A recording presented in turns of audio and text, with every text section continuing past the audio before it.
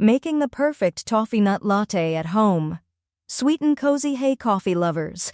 Today we're making a cozy toffee nut latte that's warm, sweet, and absolutely comforting. With rich espresso, buttery toffee flavor, and a hint of nutty goodness, this drink feels like a hug in a mug.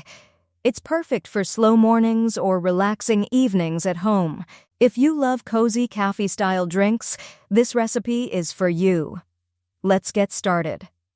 Ingredients.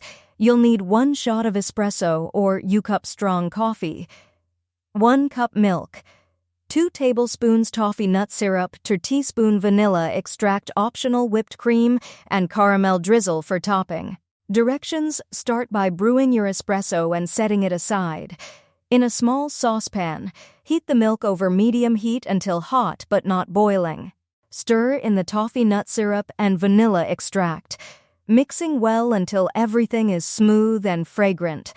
If you like a frothy latte, you can whisk the milk vigorously or use a milk frother for extra foam. Pour the espresso into your favorite mug, then slowly add the warm toffee nut milk mixture.